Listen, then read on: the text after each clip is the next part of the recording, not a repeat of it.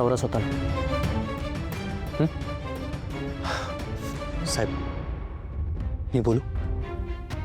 बोल. यावरनं हेच सिद्ध होते की श्रावणी मॅडमांनी ह्यांच्याच मुलीला चेक दिला होता, तो बी ऑपरेशनसाठी.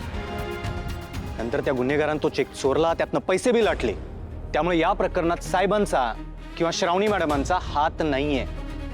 आणि जे आता टीव्हीवर चालू आहे ना, तो विरोधी पक्षाचा डाव आहे. ते सगळं खोटं नाटक पसरवत आहेत. या शुभ्याने श्रावणीची इमेज तर क्लीन केली. गाडगे पटलाचा बारे फुस झाला. मी ना शुभ्याला हलक्यात घेऊन चूक केली. मला आशा आहे की तुमच्या सगळ्या प्रश्नांची उत्तरं मिळाली असेल.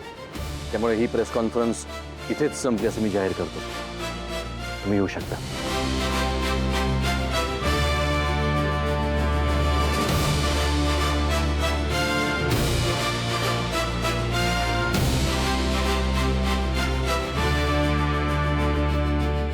तब्येत कशी आहे त्याची आता?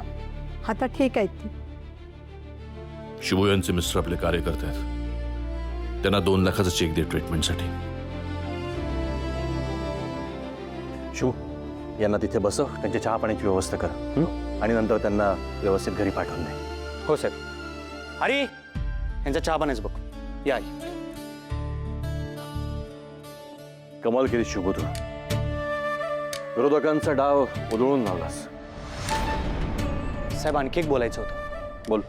साहेब जे काय झालं ते खरंच वाईट झालं. त्या मुलीचा खून होणं, तिच्या आईवडिलांना त्रास होणं आणि या सगळ्याचा फायदा विरोधी पक्षाला होणं, त्यांनी तुमच्यावर आरोप करणं, मला सगळं मान्य. पण श्रावणी मॅडमांनी जे 1 लाख रुपये दिले त्याच्यामागे त्यांचा उद्देश चांगलाच होता.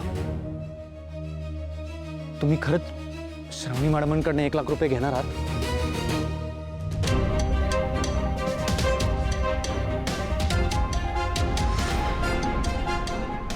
बरोबर आहे शुभू तुझं. तिने आता मला 1 लाख रुपये द्यायची गरज नाहीये.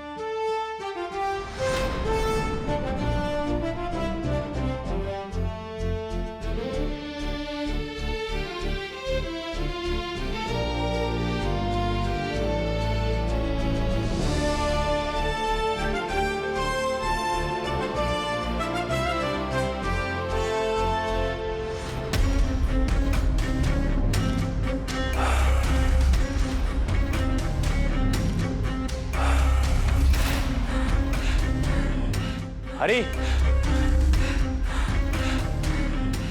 वाटलंच मला हा शुभ्यानं काहीतरी गडबड करणारच. नाही नाही नाही, काहीही झालं तरी माझा प्लॅन फ्लॉप नाही होऊ शकत.